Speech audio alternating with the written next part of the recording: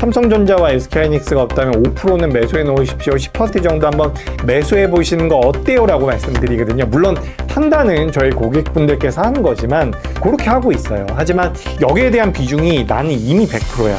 난 이미 9%야 라고 한다면 적어도 지수 ETF에 대한 관심이 필요하지 않을까. 매주 화요일 저녁 8시에 진행되는 무료 특강 아래에 고정 댓글에서 신청해 주세요. 최근 조선주가 고점 대비 큰 폭으로 조정받고 있는데 가장 큰 이유는 무엇이라고 보시나요? 일단 상반기 때 조선주가 조정을 꽤나 받았습니다. 실제로 영업이익도 많이 올라왔는데 중간중간 악재 아닌 악재들이 좀 있었던 것 같긴 해요. 가장 최근 내용을 우리가 되짚어보면 그 캐나다 잠수함 수주가 불발됐었던 부분들도 단기적으로는 좀 악재로 반영이 됐습니다. 근데 저는 개인적으로 우리나라 시장이 상반기 같은 경우는 반도체 탑2로 자금이 굉장히 많이 몰렸다라고 생각이 되거든요.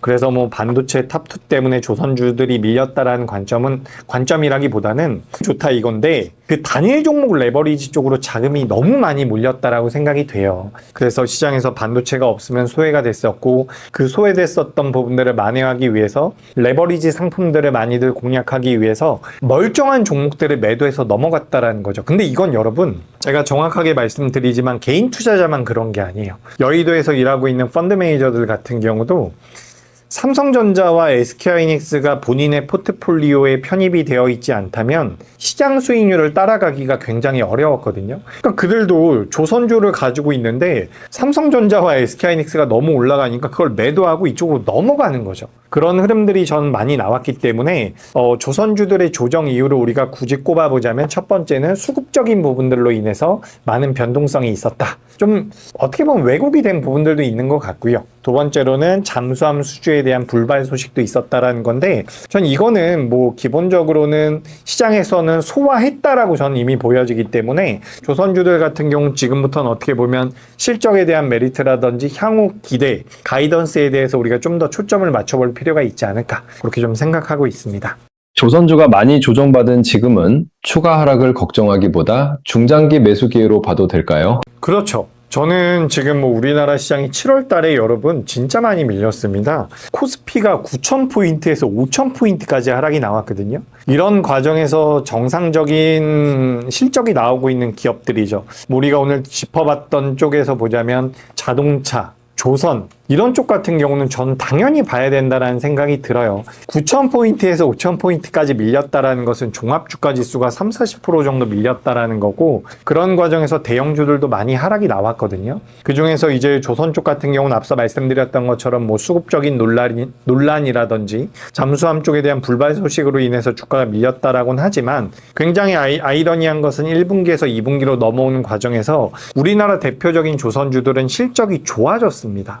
실적이 30% 40% 좋아졌는데 이 과정에서 주가가 30% 40% 밀렸다라고 한다면 지금은 매수 관점으로 볼 필요가 있다라는 거죠. 게다가 우리가 좀 더 넓게 보자면 LNG 쪽에 대한 수주는 여전히 견조한 상태고요. 우리가 상선이라고 이야기를 많이 하고 있습니다. 그리고 특수선, 잠수함이라든지 군함 쪽에 대한 모멘텀들이 시장에서 부여가 된다면 그에 따른 특수선 쪽에 대한 모멘텀들은 이어질 가능성이 높아요. 이번에 캐나다에서 우리나라 기업들이 고배를 마셨다라고는 하지만 그렇게 하니까 우리나라 기업들이 어떻게 하죠? 그럼 나 바로 철수하겠다라고 이야기를 하고 있습니다. 전 세계적으로 군함을 만들 수 있는 국가가 거의 몇 개 없다라는 관점으로 본다면 나토와 관련돼서 독일 기업 들도 있겠지만 그들 같은 경우는 이 납기를 맞출 수가 없는 단점이 있거든요. 그렇기 때문에 우리나라 기업들 같은 경우는 계속해서 시장에선 부각이 될 가능성이 높다라고 본다면 상선과 특수선 쪽에 대한 모멘텀들을 다 받아갈 수가 있다라는 거죠. 추가적으로 지금 시장에서 반도체 관련주들이라든지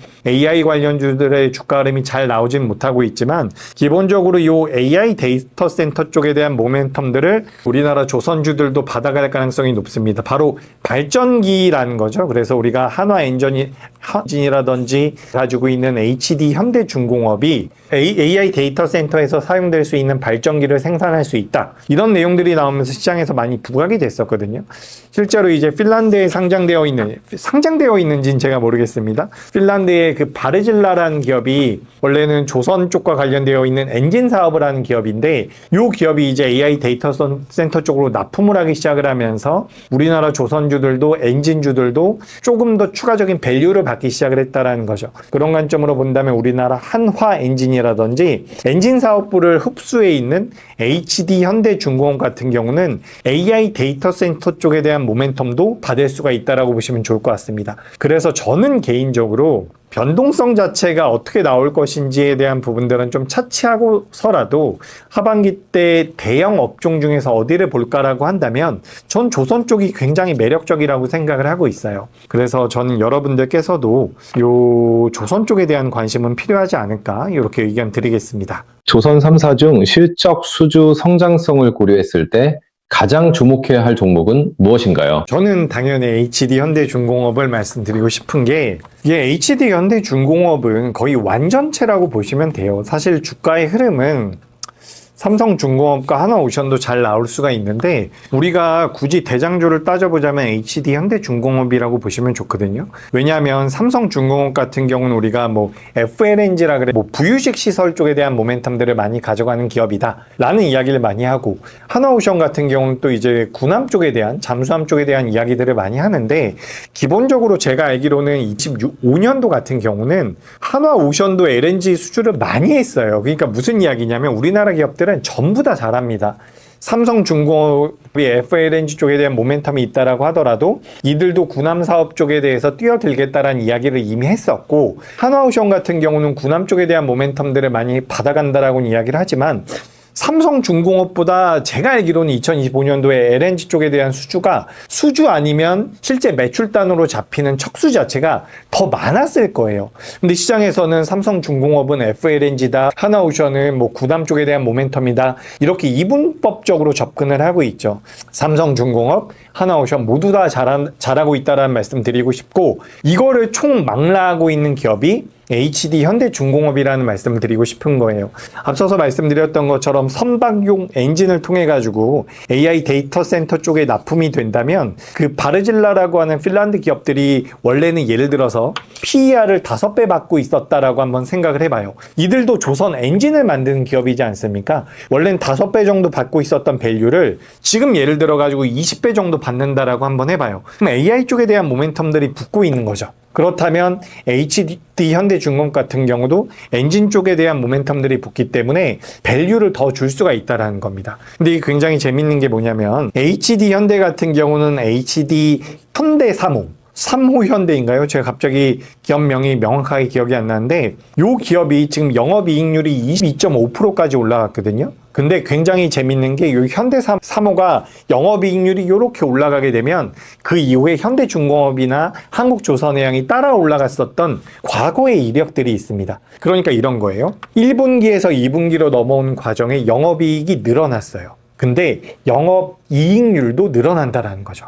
그러면 예전에 고부가 선박이 아니라 고가 선박, 고가 수주가 아니라 저가 수주에 대한 물량들이 지금 재무제표상으로는 전부 다 떨궈져 나가고 있고 2분기와 3분기로 넘어가면서 고부가 선박에 대한 상선 매출 자체가 잡힐 가능성이 높다라는 거죠. 거기다가 뭐 특수선 쪽에 대한 모멘텀, 추가적으로 말씀드렸던 AI 데이터 센터 쪽에 대한 모멘텀이 붙어준다면 전 HD 현대중공업은 굉장히 매력적이어 보입니다. 그래서 근데 제가 이렇게 또 굉장히 매력적입니다라고 말씀드리면 비중을 전부 다 매수하실까봐 걱정이 되는데 기본적으로 뭐 20%, 30% 정도의 비중을 가져가 보시는 것을 전제로 말씀드려보자면 저는 개인적으로 이 HD 현대중공업이 조선 3사 중에서는 가장 매력적이다. 이렇게 의견 드리겠습니다. 하반기에는 특정 테마보다 등산 투자가 중요하다는 의견도 있는데 지금은 어떤 포트폴리오 전략으로 대응하는 것이 좋을까요? 네, 요거는 제가 사실 다른 방송에서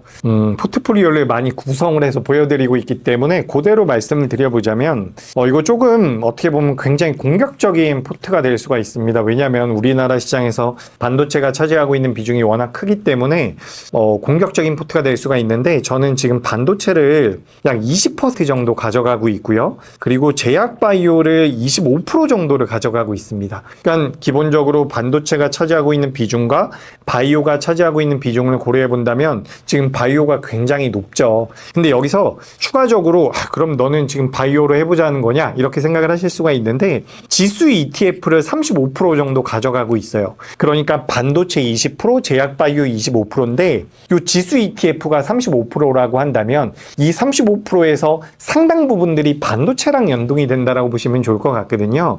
그래서 이제 주식 투자를 오랫동안 하셨던 분들 같은 경우는 종목에 대해서 연구를 해서 접근을 하시는 것도 좋지만 종목에 대해서 내가 공부를 하고 접근을 하기가 좀 부담이 되시거나 뭐 최근 제약바이오도 마찬가지지만 여러분 로봇주들도 마찬가지고요. 반도체 소부장도 마찬가지고요. 변동성이 나오면 너무 무섭게 나오기 때문에 이런 변동성을 내가 좀 피해보고 싶다면 전 ETF 상품도 보시는 게 좋을 것 같아요. 그래서 저는 반도체를 요거 20%, 제약바이오 25%라고 한다면 너무 딱 틀에 박힌 수치인 것 같아서 전 이렇게 좀 말씀을 드려볼게요. 반도체는 20%에서 30%, 제약바이오는 25 이내, 지수 ETF는 35% 정도를 가져가는 상황이고 이렇게 좀 구성을 하시면 포트 자체를 이렇게 구성하셨을 때 현금이 어느 정도 마련이 되냐면 20% 정도 현금이 마련이 되거든요. 이렇게 20% 정도의 현금은 시장의 변동성에 따라서 약간 치고 빠지는 용도로 한번 사용해 보시는 게 어떨까? 저는 그렇게 생각을 하고 있습니다. 그래서 아까 전에도 잠깐 말씀드렸는데 내가 가치 투자자라고 한다면 사실 종목을 매수하고 버틸 필요가 있어요. 근데 지금 가치 투자자라고 하더라도 퍼센트 매수한 후에 주구장창 버티는 것은 저는 심리적으로 굉장히 어려울 거라고 생각을 하거든요. 그래서 지금 이제 오늘 뭐 코스닥이 6% 올라왔고 코스피가 0.1 올라왔는데 이런 과정에서 여러분들께서 코스닥에 대해서 전부 다 넘어가십시오 라고 말씀드리는 거 절대로 아닙니다. 다만 코스닥이 여기서 눌림이 나올 때 내가 그동안 코스피가 100%였다라고 한다면 또 다른 예로서 코스피 중에서 삼성전자와 SK하이닉스가 90%였다라고 한다면 5%라도 10%라도 한번 옮겨보시는 게 어떨까라는 관점에서 말씀을 드리는 거예요.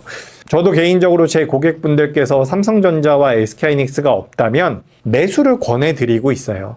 삼성전자와 SK하이닉스가 없다면 5%는 매수해 놓으십시오. 10% 정도 한번 매수해 보시는 거 어때요? 라고 말씀드리거든요. 물론 판단은 저희 고객분들께서 하는 거지만 그렇게 하고 있어요. 하지만 여기에 대한 비중이 나는 이미 100%야. 난 이미 9%야 라고 한다면 적어도 지수 ETF에 대한 관심이 필요하지 않을까. 저는 이렇게 의견 드리도록 하겠습니다.